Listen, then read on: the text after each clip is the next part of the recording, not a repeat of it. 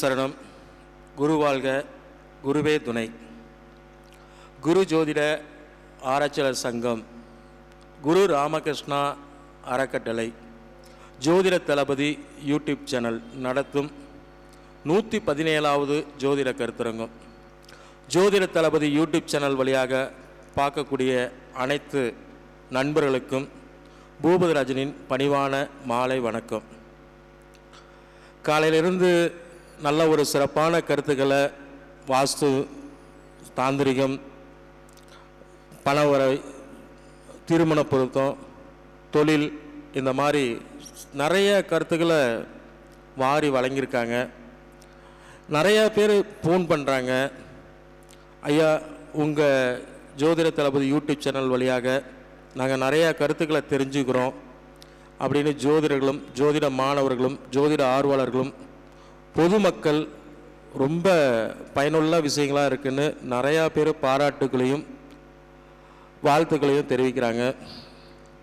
அடுத்தது பார்த்திங்கன்னா, இன்றைக்கி ஒரு காலத்தில் ஒரு ஜோதிடர்கிட்ட நேரடியாக போய் ஜாதகம் பார்க்குறேன்னா ஒரு 2 நாள் 3 நாளைக்கு முன்னால் அப்பாயின்மெண்ட் வாங்கிட்டு நேரடியாக போய் ஜோதிடம் பார்த்து தெரிஞ்சுக்கிட்டாங்க.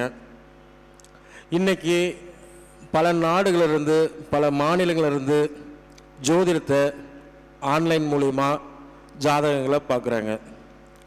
இந்த ஜாதகங்களை பார்க்குறதுனா நம்ம ஃபோன் பண்ணுறோம், அப்பாயின்மெண்ட் கேட்குறாங்க. அந்த அப்பாயின்மெண்ட்டுக்கு அவங்க பதில் கொடுக்குறாங்க. ஒரு சில நண்பர்கள் 2 நாள் 3 நாள் பொறுமையாக இருந்தாலும் எங்களுக்கு நல்ல வழிகாட்டுங்க அப்படின்னு சொல்கிறாங்க. ஒரு சிலர் காலையில் ஜாதகம் கொடுத்துட்டு மதியமே ஜாதகம் பார்க்கணும் அப்படின்னு கேட்குறாங்க. இன்றைக்கி பார்த்திங்கன்னா பேர், பிறந்த தேதி, மாதம், வருஷம், பிறந்த நேரம், பிறந்த ஊர், இதை தான் அனுப்புகிறாங்க. அன்றைக்கெலாம் ஜாதகத்தை, எழுதின ஜாதகத்தை கொண்டு கொடுத்து பலன் பார்ப்பாங்க. இன்றைக்கி இதுதான் ஆன்லைனில் அனுப்புகிறாங்க. இதை வச்சு தான் நம்ம எல்லாமே ஜோதிடம் சொல்கிறோம். அதுக்கு குறைஞ்சது ஒரு 2 நாள் 3 நாள் கால அவகாசம் கொடுக்கும்போது அந்த ஜோதிடர்களும் சரியான முறையில் பலன் எடுத்து சொல்கிறாங்க. இதில் இன்னும் ஒரு சில பேர் பார்த்திங்கன்னா, சங்கத்துடைய தொடர்புக்குன்னு நம்ம நம்பர் போடுறோம், அதை பார்க்காம இவங்க ஃபோன் எடுக்க மாட்டேறாங்கன்னு சொல்லி நமக்கு இது பண்ணுறாங்க. நீங்கள் அவங்களுடைய வாட்ஸ்அப் நம்பருக்கு உங்களுடைய வாய்ஸ் ரெக்கார்டிங்கோ அல்லது உங்களுடைய பதிலோ கொடுத்தீங்கன்னா அவங்க அதுக்கு ரெஸ்பான்ஸ் கொடுப்பாங்க. ரெண்டாவது, யாருடைய வீடியோவை நீங்கள் பார்க்குறீங்களோ அவர்களுடைய பேர், செல் நம்பர் அந்த வீடியோவில் வரும். அவங்களுக்கு நீங்கள் தொடர்பு கொண்டால் சிறப்பாக இருக்கும். சரிங்களா? அதனால் இப்போ நம்ம ஜோதிட கருத்துக்களை வரலாம். இன்றைக்கி பார்த்திங்கன்னா, விற்காத பூமி விற்கிறதுக்கு உண்டான தாந்திரிக முறையில் ஒரு பரிகாரம் சொன்னோம். திருவண்ணாமலையிலிருந்து ஒருத்தர் ஃபோன் பண்ணி, ஐயா இந்த மாதிரி நாங்கள் செஞ்சுருக்கோம், நல்லா சிறப்பாக கேட்டுட்ருக்காங்க அப்படின்னு வாழ்த்துக்கள் சொன்னாங்க. அதே மாதிரி திருப்பத்தூர்லேருந்து ஒருத்தர் ஃபோன் பண்ணி கூப்பிட்டு பேசினாங்க. சென்னையிலேருந்து ஒருத்தர் கூப்பிட்டு பேசினாங்க. அதே மாதிரி ஒட்டஞ்சத்திரத்துலேருந்து ஒருத்தர் கூப்பிட்டு, ஐயா இந்த மாதிரி நாங்கள் பண்ணியிருக்கோம், அட்வான்ஸு கொடுத்துருக்காங்க அப்படின்னு சொல்லும்போது நமக்கு கொஞ்சம் பெருமையாக சந்தோஷமாகவும் இருக்குது. இந்த கொங்கு மண்டலத்திலேயே பெரும்பாலும் நண்பர்கள், சொந்த பந்தங்கள் நிறையா பேர் திருமணம் ஆகாமல் நிறையா பேர் கஷ்டப்படுறாங்க. ஐயா நாங்கள் எல்லா பரிகாரம் செஞ்சிட்டோம், எல்லாத்துக்கிட்டையும் ஜோசியம் பார்த்துட்டோம், உங்கள்கிட்ட இப்போ வந்திருக்கோம், திருமணம் நடக்கலை, இதுக்கு ஏதாச்சும் ஒரு வழிகாட்டுங்க அப்படின்னு சொல்கிறாங்க. இது ஒன்றுமே இல்லைங்க, ஒரு சாதாரண விஷயம், தெய்வ வழிபாடு தான். அதை நம்ம முறையாக செஞ்சாவே 28 வயசுக்கு மேலே 46 வயசுக்கு உள்ளே இருக்கிறவங்களுக்கு திருமணம் ஆகாதவங்க கூட திருமணம் நடந்திருக்குங்க. சரிங்களா? இதை இந்த ஜோதிட தளபதி யூடியூப் சேனல் வழியாக உங்களுக்கு இந்த கருத்தை நான் பதிவு செய்கிறேன். இப்போ ஒரு உதாரணத்துக்கு பார்த்திங்கன்னா, தமிழ் கடவுள் அப்படின்னா நம்ம முருகப்பெருமானை சொல்கிறோம். சரிங்களா? அப்போ இந்த முருகப்பெருமான் தான் நமக்கு தமிழ் கடவுள் அப்படின்னு நம்ம முன்னோர்கள் சொல்லிட்டு போயிருக்காங்க. அதை தான் நாமளும் கடைப்பிடிக்கிறோம். அந்த முருகப்பெருமானுடைய 6 படை, சரிங்களா? அந்த 6 படையில் ஒவ்வொரு படைக்கும் ஒவ்வொரு அர்த்தங்கள் இருக்குது, ஒவ்வொரு விஷயங்கள் இருக்குது. அதில் வந்து பார்த்திங்கன்னா கல்வி, அதை இனி வரக்கூடிய வீடியோவில் தெளிவாக சொல்கிறேன். கல்விக்கு அப்படின்னா சாமி மலை. அந்த சாமி மலையில் வந்து பார்த்திங்கன்னா 60 படிகள் இருக்கும். நல்லா தெரிஞ்சவங்களுக்கு பிரச்சனை இல்லை, தெரியாதவங்க நல்லா யோசனை பண்ணி பாருங்கள். 60 படிக்கு 60 வருஷங்களை கொடுத்துருப்பாங்க, சரிங்களா? அந்த மாதிரி திருத்தணி மலையில் 365 படி இருக்கும்.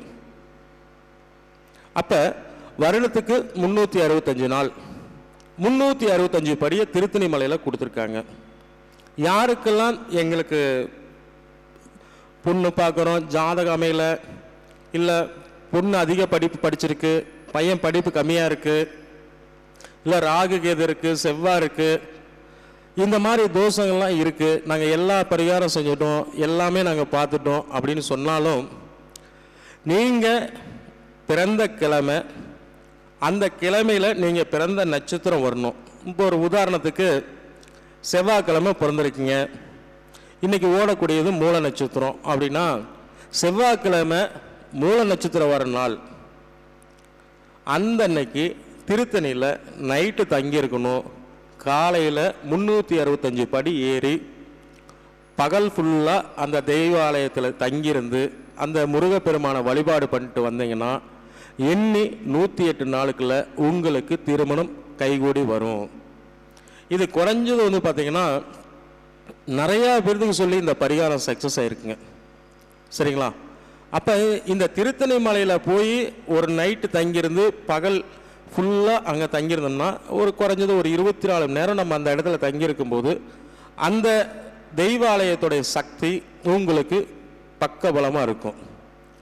இந்த திருமணம் தடையாக இருக்கிறவங்க யாராக இருந்தாலும் சரி, ராகுகேது செவ்வாய் இருக்குது, இல்லை 7ல் சனி இருக்குது, இல்லை 2ல் சனி இருக்குது, இந்த மாதிரி பிரச்சனைகள்லாம் இருக்கும்போது இந்த இடத்துக்கு போயிட்டு வந்தீங்கன்னா உங்களுக்கு 100க்கு 100% திருமணம் தடை நீங்கி திருமணம் கைகூடி வரும். இதை வந்து நீங்கள் போயிட்டு வர செலவு தான், தெய்வ வழிபாடு தான், நீங்கள் எதை பற்றி கவலைப்பட வேண்டியதில்லை, சரிங்களா? அதுக்கு அடுத்து வந்து பார்த்திங்கன்னா ஒரு ஜாதகத்தில் பொண்ணு சொந்தத்தில் அமையுமா, இல்லை வெளியில் அமையுமா, இல்லை கலப்பு திருமணம் அமையுமா, இல்லை திருமணம் எந்த திசையில் பொண்ணு அமையும், இல்லை எந்த திசையில் மாப்பிள்ளை அமையும் அப்படின்லாம் சந்தேகங்கள் குழப்பங்கள் இருக்கும். நீங்கள் ஒன்று தெளிவாக எடுத்துக்கங்க. நான் இது ஏற்கனவே சென்ற வீடியோவில் பேசுனது தான். உங்கள் லக்னம் என்பது விதி, ராசி என்பது மதி, சூரியன் என்பது கதி. உங்கள் லக்னத்தை ஃபேஸ் பண்ணி உங்களுக்கு வரக்கூடிய மனைவி, வரக்கூடிய கணவனை தேர்ந்தெடுக்கலாம். உங்கள் ராசியை வச்சு வரக்கூடிய கணவன், வரக்கூடிய மனைவியை தேர்ந்தெடுக்கலாம். சூரியன் நின்ற இடத்த, சூரியன் எந்த ராசியில் நின்றாரோ அந்த ராசியை மையமாக வச்சு உங்களுக்கு வரக்கூடிய கணவன் மனைவியை நீங்கள் எடுக்கலாம். இதுக்கு உதாரணம் எப்படிங்க எடுக்கிறது அப்படின்னா, ஒரு உதாரணத்துக்கு இன்னைக்கு ஓடக்கூடியது தனுசு ராசி, நம்ம தனுசு லக்னமாகவே வச்சுக்குவோம், சரிங்களா? அப்போ தனுசு லக்னத்துக்கு 7ஆம் இடம் மிதுனம். அப்போ மிதுனத்தில் என்னென்ன நட்சத்திரங்கள் இருக்குது அப்படிங்கிறத நம்ம பார்க்குறோம். இதை கூட ஒரு சில பேர் கமெண்ட்ஸில் கேட்டிருந்தாங்க. அப்போ மிதுனத்தில் இருக்கக்கூடிய நட்சத்திரம் மிருகசீரிஸ் நட்சத்திரம். அப்போ மிருகசீரிசும் சித்திரை அவிட்டம், 2வது திருவாதிரை சுவாதி சதயம், 3வது புனர்பூசம் விசாகம் பூரட்டாதி.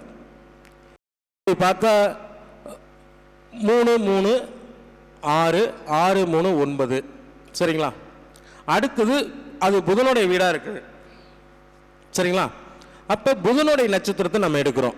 அப்போ 12 நட்சத்திரத்தை நீங்கள் சொல்லிடுறீங்க, சரிங்களா? இதில் எப்படி கண்டுபிடிக்கிறது அப்படின்னு நீங்கள் தெளிவாக போன வீடியோவில் கமெண்ட்ஸில் கேட்டிருந்தீங்க, ஃபோன் பண்ணி கேட்டிருந்தீங்க. அது ஒரு பெரிய விஷயமே இல்லைங்க. நம்ம சந்திரன் நின்ற நட்சத்திரத்துக்கு பெண்ணுடைய நட்சத்திரத்தில் எண்ணி பார்க்கணும், சரிங்களா? பெண்ணோட நட்சத்திரத்திலிருந்து தாராபலம் பார்க்கும்போது தான் பொருத்தங்கள் சரியா வரும் அப்படின்னு சொல்லியிருக்காங்க. அப்ப ஆணோட நட்சத்திரத்திலிருந்து பார்க்கும்போது 3, 5, 7, 8, 9 இப்படி எடுத்துக்கலாம். சரிங்களா? 2வது நட்சத்திரத்தை எடுத்துக்கலாம். சரிங்களா? இப்படி நாம எடுக்கும்போது பல நட்சத்திரங்கள் வருது. அப்ப 27 நட்சத்திரம் வந்துருது அப்படின்னு நீங்க நினைக்கலாம். பெண்ணோட நட்சத்திரத்திலிருந்து தாராபலம் எண்ணும் போது இந்த நட்சத்திரத்துல 3 நட்சத்திரத்துல எது நமக்கு சூட் ஆகுதுன்னு பார்த்துக்கணும். சரிங்களா? அப்ப ஒரு உதாரணத்துக்கு ஆணுடைய ஜாதகம் தனுசு லக்னம், பெண்ணுடைய பார்க்கும்போது பெண்ணுடைய நட்சத்திரத்துக்கு அமைப்பு வருதான்னு பார்க்கணும். சரிங்களா? இந்த அமைப்பில் நமக்கு தாராபலம் இருந்தால் கட்டாயம் 100க்கு 100% நாம் வந்து அந்த ராசியில் அந்த நட்சத்திரத்தில் அந்த கிரகத்துடைய இதில் நம்ம வந்து அமைச்சிக்கலாம். அதே மாதிரி வந்து பார்த்திங்கன்னா தனுசு லக்னம் வந்து கிழக்கு திசையை நோக்கியது. மேசம், சிம்மம், தனுசு கிழக்கு. சரிங்களா? அடுத்து வந்து பார்த்திங்கன்னா நாம் வந்து 7ஆம் இடம் மிதுனம் எடுக்கிறோம். மிதுனம் வந்து என்ன திசை? மேற்கு திசை. துலாம் மேற்கு திசை, கும்பம் மேற்கு திசை. அப்போ நாம் பிறந்த இடத்துக்கு மேற்கு திசையை நம்ம எடுக்கணும். எந்த திசையில் பெண் அமையும், எந்த திசையில் மாப்பிள்ளை அமையும் அப்படிங்கிறத திசையாகவே நம்ம எடுத்துக்கலாம். நம்ம லக்னத்துக்கு 7ஆம் இடம், அல்லது ராசிக்கு 7ஆம் இடம், அல்லது சூரியன் நின்றதுக்கு 7ஆம் இடம். ஐயா நீங்கள் வந்து இப்படி பார்த்தீங்கன்னா எப்படி சொல்ல முடியும் அப்படின்னா, உங்கள் ஜாதகத்தில் லக்னம் பலமாக இருக்கா, ராசி பலமாக இருக்கா, சூரியன் பலமாக இருக்கான்னு நம்ம எடுக்கணும். அப்போ உங்கள் லக்னம் எந்த அமைப்பில் இருக்குது அப்படிங்கிறத எடுக்கணும். இதில் வந்து பார்த்தீங்கன்னா நான் பல பேர்த்துக்கு இதை வந்து ப்ரூவ் பண்ணி கொடுத்துருக்கேன். நீங்கள் உங்களுடைய திருமணமானவங்களை எடுத்து பாருங்க. ஒரு உதாரணத்துக்கு, சார் உங்கள் லக்னம் என்னங்க? கன்னி லக்னம். கன்னி லக்னத்துக்கு 7ஆம் இடம் வந்து மீனங்க. சரிங்களா? அப்போ மீனம் அப்படின்னா மீனத்தில் வந்து பார்த்தீங்கன்னா புரட்டாதி நட்சத்திரம், உத்திரட்டாதி நட்சத்திரம், ரேவதி நட்சத்திரம். சரிங்களா? உங்கள் மனைவி என்ன நட்சத்திரங்க? அப்போ அங்கே ரேவதி வருதுங்களா? அப்போ ரேவதி, ஆயில்யம், கேட்டை, இந்த 3 நட்சத்திரத்தில் உங்களுக்கு மனைவி அமைஞ்சதுங்களா? யோசனை பண்ணி பாருங்க. அப்ப இதை வந்து நம்ம 100% வரக்கூடிய மனைவி யாரு, அதாவது திருமணம் வந்து சொர்க்கத்தில் நிச்சயிக்கப்பட்டதுங்க. சரிங்களா? அடுத்து வந்து பார்த்தீங்கன்னா இந்த திருமணமே ஆகாத பெண்களுக்கு யார் கணவராக வருவாங்க, எப்படி வருவாங்க? படித்த பையனாக வருவானா, வேலையில் உள்ள பையனாக வருவானா, உத்தியோகத்தில் இருக்கக்கூடிய அரசு உத்தியோகத்தில் இருக்கக்கூடிய பையனாக வருவானா, இல்லை பிஸ்னஸ் பண்ணுறவனா வருவானா, எப்படி படித்தவனா படிக்காதவனா, சொந்தத்தில் கிடைக்குமா, இல்லை வெளியில் பிரதையில் கிடைக்குமா, இல்லை மதம் விட்டு மதம் கல்யாணம் பண்ணுமான்னா அந்த ஜாதகத்தை பொறுமையாக உட்காந்து ஆலோசனை பண்ணோம்னா 100% தீர்ப்பு வருங்க. இப்போ ஒரு உதாரணத்துக்கு நம்ம இங்கேயே ப்ரூவ் பண்ணணும். இதை நம்ம எப்படி எடுக்கிறோம் அப்படிங்கிறதா சொல்கிறோம். அப்போ அவருடைய லக்னம் வந்து கன்னியா லக்னம். கன்னியா லக்னத்துக்கு 7ஆம் இடம் மீனம். மீனத்தில் புரட்டாதி, உத்திரட்டாதி, ரேவதி. அப்போ அந்த 3 நட்சத்திரத்தில் அவருடைய நட்சத்திரம் என்ன நட்சத்திரம்? அனுசத்துக்கு 2வது நட்சத்திரம் எது வருதுங்க? அனுசத்துக்கு அடுத்து கேட்டை வருதுங்க. சரிங்களா? அப்போ பெண்ணு வந்து ஆயில நட்சத்திரமாக இருக்கும்போது உங்களுக்கு பெண்ணோடைய நட்சத்திரத்துக்கு அவங்க வந்து 9வது நட்சத்திரமாக வரும். சரிங்களா? அவங்க நட்சத்திரத்தில் ஆயிலத்திலிருந்து எண்ணும்போது 9வது நட்சத்திரமாக வருங்க. சரிங்களா? அப்போ பொருத்தம் பார்க்கும்போது பொருத்தம் அருமையாக இருக்கும். சரிங்களா? அதில் மாங்கல்ய பலம் இருக்கா, புத்திர பாக்கியம் இருக்கா, அதெல்லாம் நம்ம பார்க்கணும். சரிங்களா? இந்த புத்திர பாக்கியத்துக்கு வந்து பார்த்தீங்கன்னா இப்போ பொண்ணுக்கு திருமணமாக கங்கண பொருத்தம் இருக்கான்னு கேட்பாங்க. 2 பேர்த்துக்கும் கங்கண பொருத்தம் இருக்கணும். கங்கண பொருத்தம்னா என்னங்க? குருவுடைய பார்வை இருக்கணும். சரிங்களா? அப்போ கங்கண பொருத்தம் பொண்ணுக்கு தான் இருக்குது, பையனுக்கு இல்லைனாலும் தாராளமாக திருமணம் பண்ணலாம். பையனுக்கு இல்லை பொண்ணுக்கு இருக்குதுன்னா தாராளமாக பண்ணலாம். இல்லை பையனுக்கு இருக்குது பொண்ணுக்கு இல்லைனாலும் தாராளமாக பண்ணலாம். யாரோ ஒருத்தருக்காவது கங்கண பொருத்தம் இருக்கணும். சரிங்களா? இதை விட ரொம்ப முக்கியமாக நாம் திருமணம் பண்ணும்போது அந்த மூர்த்தம் அவங்களுக்கு குறித்து கொடுக்குற பார்த்தீங்களா, அதுதான் ரொம்ப ரொம்ப முக்கியம். இதுதான் வாழ்க்கையிலேயே, அதாவது எப்போ நீங்கள் அந்த தாலி எடுத்து கட்டுறீங்களோ அப்போ தான் அவங்க வந்து உங்களுக்கு மனைவி ஆகிறாங்க. அப்போ அந்த தாலி எடுத்து கட்டக்கூடிய நட்சத்திரம் அன்றைக்கு குருவோடைய பார்வை அந்த நாளுக்கு இருக்கா, நேத்திரம் இருக்கா, ஜீவனம் இருக்கா, அந்த நட்சத்திரம் வாழ்க்கையில் நல்ல முன்னேற்றக்கூடிய நட்சத்திரமாக இருக்கா அப்படிங்கிறத நம்ம பார்க்கணும். இப்போ ஒரு உதாரணத்துக்கு இன்னைக்கு வந்து பார்த்தீங்கன்னா குரு எங்கே இருக்காரு? ரிஷபத்தில் இருக்கார். சந்திரன் எங்கே இருக்காரு? தனுசுல இருக்கார். அப்போ குரு சந்திரன் 6-8 இருக்கும்போது, இப்போ ஆடி மாதம் நம்ம செய்கிறதில்ல, இருந்தாலும் இந்த ஆவணி மாதத்தில் இந்த மாதிரி ஒரு அமைப்பில் வருதுன்னு வச்சுங்களேன், நாம் வந்து உடனே முகூர்த்தத்தை போட்டு கொடுத்துருவோம். இன்றைக்கி முகூர்த்தம் இருக்குது அப்படின்னு போட்டு கொடுத்துருவோம். நாம் செய்யக்கூடிய ஒரு சுபகாரியத்துக்கு குரு சந்திரனுக்கு 6-8-12 இருக்கக்கூடாது. அப்படி ஒரு முகூர்த்தத்தை எடுத்தால் நம்ம ஜாதகம் பலமாக இருந்தால் பாதிப்பு இல்லை. நம்ம அந்த ஜாதகம் சரியில்லாமல் இருந்து முகூர்த்தம் எடுத்த நேரமும் சரியில்லைன்னா அந்த பெண்ணுடைய வாழ்க்கையும் அந்த பையனுடைய வாழ்க்கையும் பாதிக்கப்படுது. அப்போ இந்த இந்த காரணத்தை வந்து பெற்றோர்கள் தான் கவனமாக பார்க்கணும். ஒரு டைமுக்கு, அதாவது வாழ்க்கை போனால் திரும்பி வராதுங்க, சரிங்களா? வாழ்க்கைக்கு வாழ்க்கையும் போய் பணத்துக்கு பணமும் போய் ரெண்டாவது திருமணம், டைவர்ஸு, பிரச்சனைலாம் வர்றது காரணம் பார்த்திங்கன்னா இதுதான். அப்போ நம்ம என்ன பண்ணணும் அப்படின்னா, இப்போ வந்து பார்த்திங்கன்னா ஜோதிடர்கிட்ட வந்து பொருத்தம் பார்க்குறாங்க, ஒரு ஜோசியர்கிட்ட வந்து பொருத்தம் பார்க்குறாங்க, பொருத்தம் இருக்குன்றாங்க, பெண் வீட்டுக்காரங்க பொறுத்து இருக்குன்றாங்க, மாப்பிள்ளை வீட்டுக்காரங்க பொறுத்து இருக்குன்றாங்க. ஆனால் முகூர்த்தம் ஜோசியரை பார்த்து கேட்குறதே இல்லை, சரிங்களா? இவங்க 2 பேர்த்துக்கும் நல்ல நாள் முகூர்த்தம் எடுத்து கொடுங்கன்னு யாரும் கேட்கறதில்ல. ஏன் கேட்கறதில்ல அப்படின்னா, அவங்க பெரும்பாலும் மண்டகம், இந்த மண்டகம் இருக்கா, போய் மண்டகத்தை போய் தேதி என்ன தேதி இருக்குன்னு கேட்டுட்டு வந்து எனக்கு இந்த தேதியில் நாள் குறித்து கொடுங்க, இந்த தேதியில் எனக்கு ஃபேவரட்டாக எடுத்து கொடுங்க அப்படின்னு சொல்கிறாங்க. அந்த ஜோதிடர்களும் அந்த தேதியில் பார்த்து எடுத்து கொடுத்துட்றாங்க, சரிங்களா? இதை வந்து தவிர்க்கணும் பெற்றவங்க. அதை ஒன்று தவிர்த்துட்டா இன்னைக்கு கணவன் மனைவியில் பெரும்பாலும் டைவர்ஸ் வர்றதுக்கு வாய்ப்பு இல்லை, சரிங்களா? அடுத்தது வந்து பார்த்திங்கன்னா இன்னொன்று ரொம்ப ரொம்ப முக்கியம் பார்க்கணும். திருமணம் பண்ணும்போது ஒவ்வொரு கிழமைகளுக்கும் ஒவ்வொரு நாள்கள் இருக்குது. சுபகிரகங்கள் அப்படிங்கிறது வியாழன், வெள்ளி, புதன், இந்த 3 கிரகம். வளர்பிறை சந்திரன் திங்கக்கிழமை, வளர்பிறை சந்திரனாக இருந்தால் திங்கக்கிழமை நல்ல நாள், சரிங்களா? இந்த புதன்கிழமை அப்படி நாம் திருமணம் பண்ணும்போது செவ்வாய்க்கிழமை மாங்கல்யம் எடுக்கணும் வேண்டியது வரும். கல்யாணத்துக்கு முதல் நாள் தான் மாங்கல்யம் வாங்கி தாலி வாங்கிட்டு வர முடியும். அப்போ அதையும் நம்ம பார்க்கணும், சரிங்களா? அப்போ திருமணத்தில் இவ்வளவு விஷயங்கள் இருக்குதா அப்படின்னா ரொம்ப ரொம்ப பார்த்து கவனமாக பண்ணணும். பையன் பிடிச்சிருக்கு, பொண்ணு பிடிச்சிருக்கு, ஜாதகம் பொறுத்து இருக்குது, எல்லாமே சரியாக பார்த்தோம். ஆனால் டைவர்ஸில் வந்துருச்சுன்னு எங்கே வரும் பழி? ஜோதிடர்கள் மேலே தான் வரும். ஆனால் நாம் வந்து சரியான நேத்திர ஜீவனம் பார்க்கணும், சரியான முகூர்த்தத்தை குறிக்கணும். அந்த முகூர்த்தம் பெண்ணுக்கு பலமாக இருக்குதா அப்படின்னு பார்க்கணும். பெண்ணுடைய ஜாதகத்தில் எப்படி இருக்குதுன்னு நம்ம பார்க்கணும். பொதுவாகவே வந்து பார்த்திங்கன்னா 2ஆம் இடம் 8ஆம் இடம் எந்த கிரகம் இல்லாமல் இருக்கணும். அப்படி 2ஆம் இடத்துல ஒரு பாவகிரகம் இருந்தால் பெண்ணுக்கு 8ஆம் இடத்துல இருக்கணும். ஆணுடைய ஜாதகத்தில் 2ஆம் இடத்துல பாவகிரகம் இருந்தால் பெண்ணுடைய ஜாதகத்தில் 8ஆம் இடத்துல பாவகிரகம் இருக்கணும். ஏன் அப்படின்னா இந்த பெண்ணுக்கு 8ஆம் இடம் தான் ஆணுக்கு 2ஆம் இடம், ஆணுக்கு 8ஆம் இடம் தான் பெண்ணுக்கு 2ஆம் இடம். அப்போ பாவகிரகத்துக்கு பாவகிரகம் சேர்த்தும் போது சரியாக போயிடும், சரிங்களா? இப்போ ஒரு உதாரணத்துக்கு 2ல் சனி பகவான் இருக்கு அப்படின்னா பெண்ணுக்கு 7, 8ல் ஏதோ ஒரு பாவகிரகம் இருந்தால் தோஷங்கள் நிவர்த்தி ஆகும், சரிங்களா? ஏன் அப்படின்னா இந்த 2ஆம் இடம் ஒரு பொதுவாக வந்து பார்த்திங்கன்னா மாண்புமிகு புரட்சி தலைவி ஜெயலலிதா அம்மா வந்து மிதுன லக்கணம். மிதுன லக்கணத்துக்கு 2ஆம் இடத்துல சனி பகவான் இருக்கு. அவங்களுக்கு திருமண வாழ்க்கையே இல்லை. நம்ம எல்லாருமே சொல்லுவோம் செல்வி ஜெயலலிதா அம்மான்னு தான் சொல்லுவோம். அப்போ 2ஆம் இடத்துல அவங்க சனி பகவான் இருக்கிறதுனால தான் அவங்களுக்கு திருமணம் நடக்க வாய்ப்பு இருந்தாலும் நடக்காமையே இருந்துச்சு, சரிங்களா?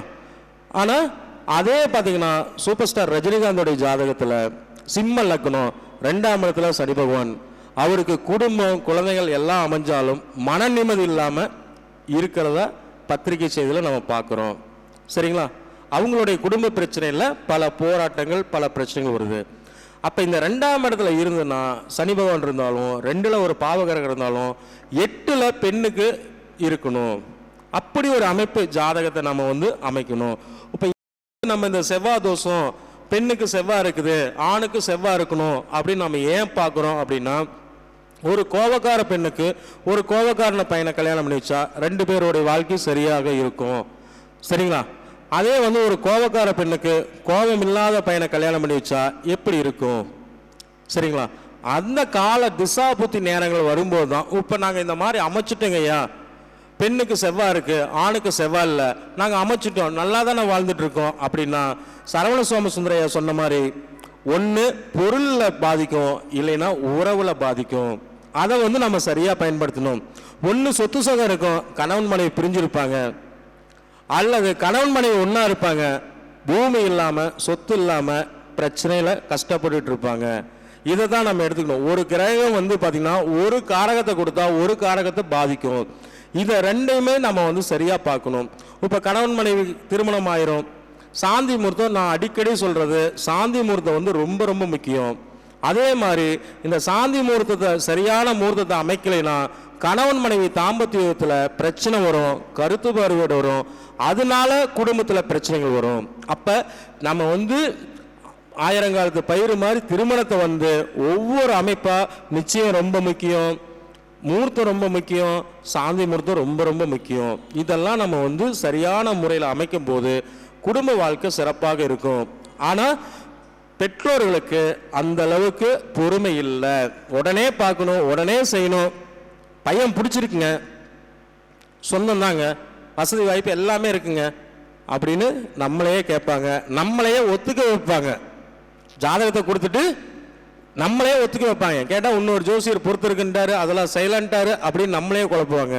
நாம் இந்த திருமண பொருத்தத்தை பார்க்கும்போது மட்டும் வெறும் பொருத்தத்தை மட்டும் நம்ம பார்க்கறத விட கிரக அமைப்புகளை வச்சு நம்ம பார்க்கணும். சரிங்களா? 2ஆம் அதிபதி எங்கே இருக்காரு, 7ஆம் அதிபதி எங்கே இருக்காரு, 8ஆம் அதிபதி எங்கே இருக்காரு அப்படிங்கிறதெல்லாம் சரியான முறையில் நம்ம பார்த்தோம்னா இன்றைய காலகட்டத்திலையும் கணவன் மனைவி பிரியாமல் வாழலாம். இதுக்கு ஒரு எடுத்துக்காட்டா இந்த ஆயிலை நட்சத்திரம், கேட்டை நட்சத்திரம், இந்த மூல நட்சத்திரத்தில் நிறைய பெண்கள் திருமணம் ஆகாமல் பல பிரச்சனைகளை சந்திக்கிறாங்க. அதே மாதிரி ஆண்களுக்கும் கேட்டை நட்சத்திரம், மூல நட்சத்திரம், ஆயிலை நட்சத்திரம்லாம் பொண்ணு கிடைக்காம நிறையா பேர் சிரமப்படுறாங்க. இதுக்கு சரியான முறையில் லக்னம், ராசி, சூரியன் நின்றதை எடுத்தா அழகான திருமணத்தை அமைக்கலாம். நல்ல அழகான மனைவியும் அழகான குழந்தைகளையும் எடுக்கலாம். ஒரு உதாரணத்துக்கு ஒரு லக்னத்தை வச்சு தாய் தந்தை என்ன நட்சத்திரம், மனைவி என்ன நட்சத்திரம், குழந்தைகள் என்ன நட்சத்திரம் அப்படின்னு 100க்கு 100% நம்மளால சொல்ல முடியும். சரிங்களா? இது எப்படி சொல்லலாம் அப்படிங்கிறதுக்கு தான் ஒரு உதாரணம் நம்ம ஐயாவுக்கு சொன்னோம். இப்போ ஒரு உதாரணத்துக்கு நீங்கள் என்ன லக்கணுங்க? கும்ப லக்கணம். கும்ப லக்கணத்துக்கு 7ஆம் இடம் எதுங்க? சிம்மம். சரிங்களா? சிம்மத்தில் வந்து பார்த்தீங்கன்னா மகம், பூரம், உத்திரம். சரிங்களா? அக்கா என்ன நட்சத்திரம்? பூரட்டாதி. இப்போ சிம்ம லக்கணத்துக்கு என்ன நட்சத்திரம் இல்லைங்க? மகம், பூரம், உத்திரம். சரிங்களா? ஆனால் இந்த 3 நட்சத்திரமே இல்லை. சரிங்களா? இது இந்த இடத்துக்கு கருத்து வேறுபாடு வருதுன்னு வச்சுக்கோங்களேன். இப்போ இவர் என்ன ராசிங்க? கன்னி ராசி. சரிங்களா? கன்னி ராசிக்கு ஒத்து வரல.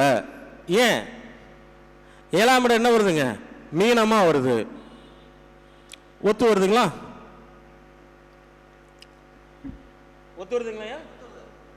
இப்ப ஐயாவுடைய கும்பல் லக்கணத்துக்கு 7ஆம் இடத்தை எடுத்து பார்க்கும்போது அவங்க மனைவி சரியா வரல. ஏன் அப்படின்னா அவங்க மனைவி புரட்டாதி நட்சத்திரம், மீனராசி. புரட்டாதி நட்சத்திரம், மீனராசி.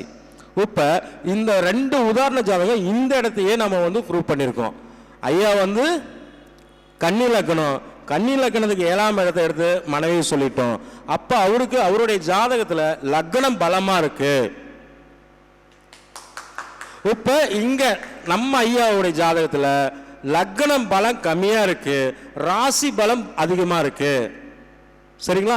இப்ப 2க்கு நம்ம உதாரணத்தை காட்டிட்டோம். லக்னத்தை வச்சு மனைவியை சொல்லிட்டோம், ராசியை வச்சு மனைவியை சொல்லிட்டோம். இது 2மே திருமணம் ஆனவங்க. சரிங்களா? திருமணம் ஆகாதவங்க நம்ம கிட்ட வந்து ஜாதகம் கொடுக்குறாங்க. ஐயா என் பொண்ணுக்கு திருமணம் ஆகல, எந்த ராசியில் எந்த நட்சத்திரத்தில் மாப்பிள்ளை அமையும்? ஐயா, என் பையனுக்கு கல்யாணம் ஆகலை, எந்த ராசி எந்த நட்சத்திரத்தில் பொண்ணு அமையும்? இதை நம்ம எப்படி பார்க்கணும் அப்படின்னா, லக்னம் பலமா இருக்கா, ராசி பலமா இருக்கா, சூரியன் பலமா இருக்கான்னு அந்த அந்த ஜாதகத்திலேயே தெரிஞ்சிடலாம். சரிங்களா? அப்ப எது பலமா இருக்கோ அதை தான் நாம எடுத்துக்கணும். அடுத்தது பார்த்தீங்கன்னா, இன்னைக்கு திருமணம் நடந்துருதுங்க, குழந்தைங்களும் பிறந்துருதுங்க. தொழில் எப்படி அமையும்? திருமணத்துக்கு முன்னால பல பேர் தொழில் உத்தியோகத்துக்கு போயிடுவாங்க, அதுக்கப்புறம் திருமணம் நடக்கும், அதுக்கப்புறம் குழந்தைகள் பிறக்கும். ஒரு சில ஜாதகத்தில் திருமணம் நடந்ததுக்கு அப்புறம் தான் தொழில் குழந்தைகள் அமையும். இன்னும் ஒரு சில ஜாதகத்தில் திருமணம் ஆயிரும், குழந்தையும் பிறந்துடும், அதுக்கப்புறம் தான் தொழில் அமையும். சரிங்களா?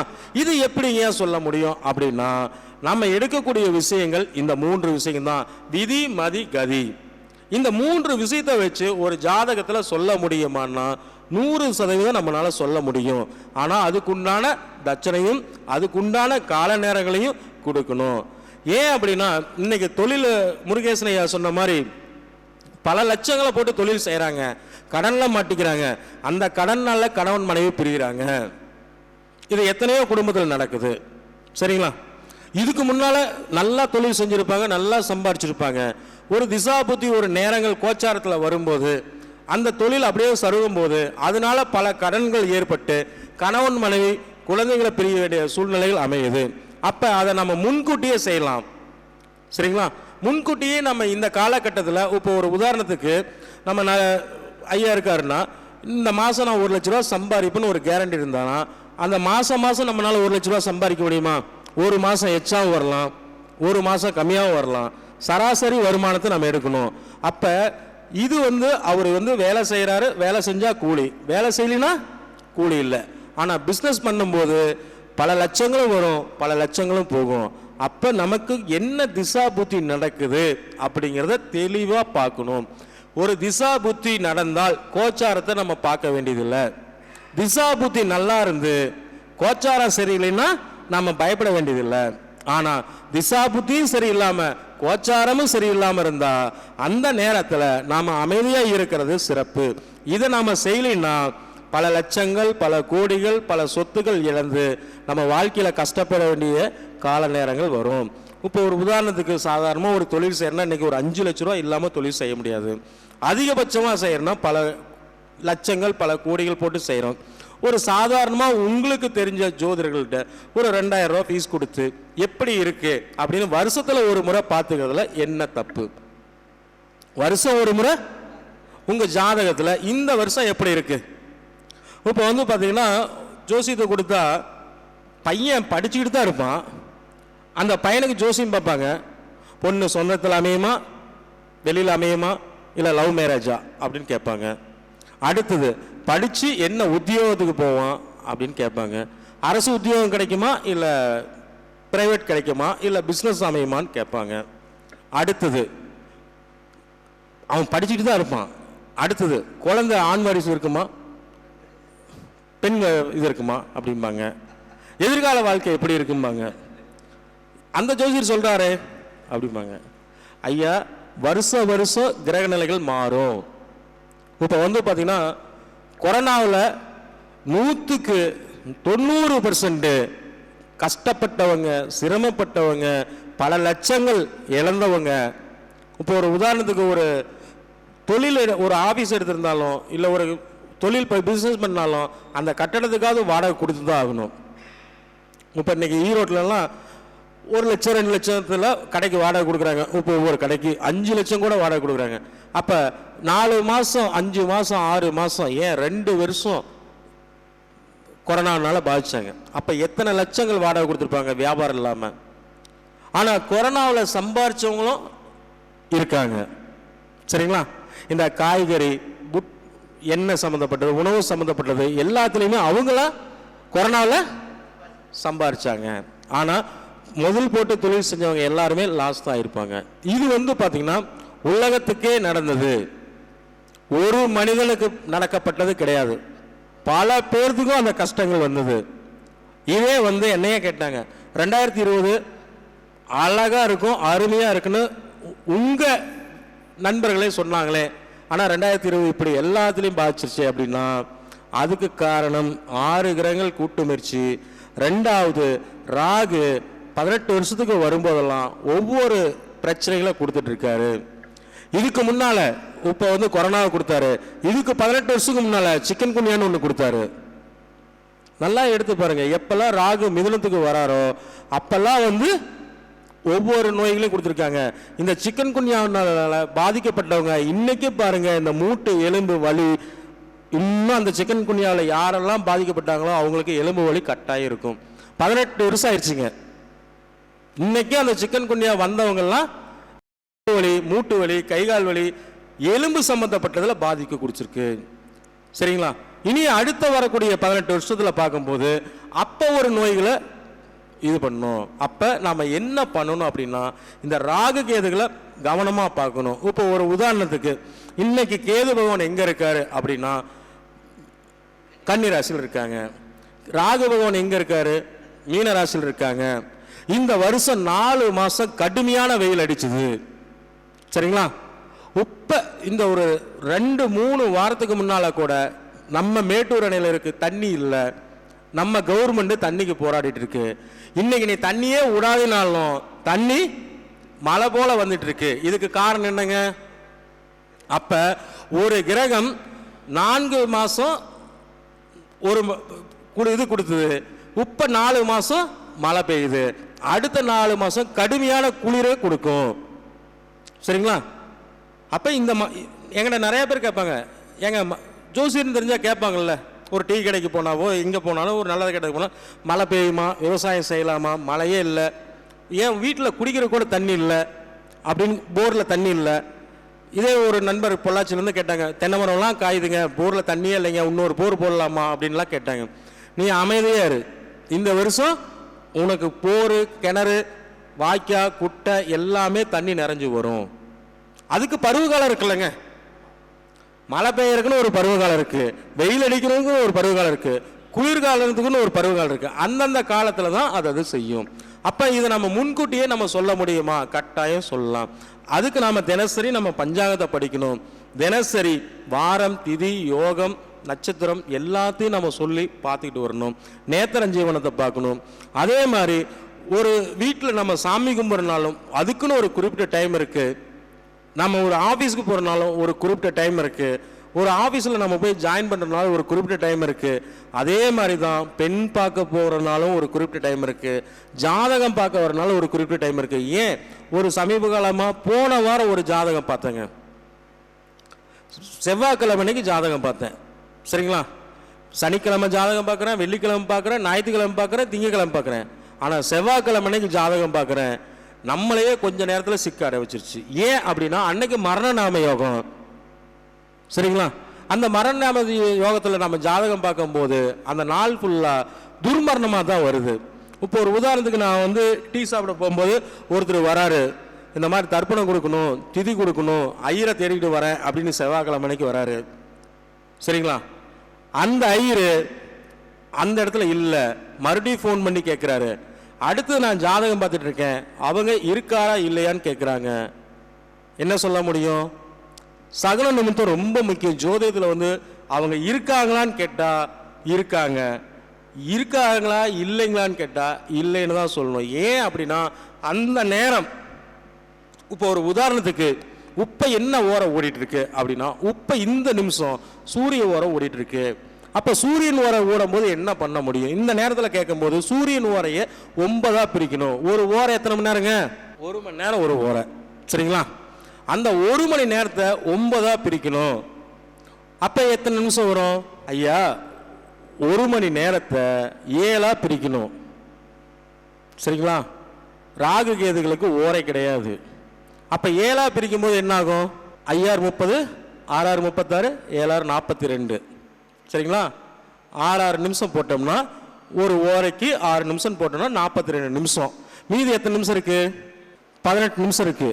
7×7 14. அப்ப 7 நிமிஷம் போட்டுக்கலாம். ஒரு ஓரையில் ஒரு கிரகத்துக்கு 7 நிமிஷம். அப்ப எத்தனை வந்துடுது?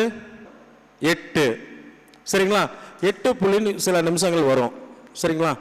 அப்போ அந்த 8 நிமிஷம் ஃபஸ்ட்டு சூரியனுக்கு எடுத்துக்கணும், மீதி 8 நிமிஷம் சந்திரனுக்கு எடுத்துக்கணும், மீதி 8 நிமிஷம் செவ்வாய்க்கு எடுத்துக்கணும், மீதி 8 நிமிஷம் புதனுக்கு எடுத்துக்கணும், மீதி 8 நிமிஷம் குருவுக்கு எடுத்துக்கணும், மீதி 8 நிமிஷம் சுக்கிரனுக்கு எடுத்துக்கணும், மீதி 8 நிமிஷம் சனி பகவானுக்கு எடுத்துக்கணும்.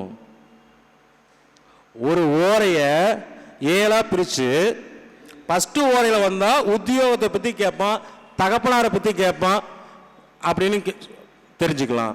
ரெண்டாவது அடுத்த நிமிஷம் வந்ததுன்னா சந்திரனா தாய், வண்டி, வாகனம், வீடு, இந்த மாதிரி எடுத்துக்கலாம். சந்திரனுடைய காரகத்தை எடுத்துக்கலாம். செவ்வாய்னா பூமி, சகோதரன், காவல்துறை சம்மந்தப்பட்டது, இந்த பிரச்சனை வந்திருக்கான்னு சொல்லலாம். அழகாக சொல்லலாம். அவன் கேட்குற கேள்விக்கு நம்ம ஓரை டேபிள் மட்டும் அன்னுக்கண்ணாறு டேபிளில் போட்டோம்னா டக்கு டக்கு டக்கு டக்குன்னு சொல்லலாம். அப்போ திருமணம் எந்த திசையில் அமையும், எப்படி வாழ்க்கை அமையும், எப்படி மனைவி அமையும் அப்படின்னு ஜோதிடத்தில் தெள்ள தெளிவாக சொல்லலாம். எந்த ஒரு சந்தேகம் இருந்தாலும், எந்த ஒரு இது இருந்தாலும் தொடர்பு கொள்ளுங்க. என்னுடைய நம்பர் 9952235786. அதே மாதிரி நீங்கள் ஜாதகம் பாருங்க, பார்க்காட்டி போங்க, அது உங்களுடைய விருப்பம். எந்த ஒரு பரிகாரமும் நம்மகிட்ட கிடையாதுங்க. தெய்வ வழிபாடு தான்.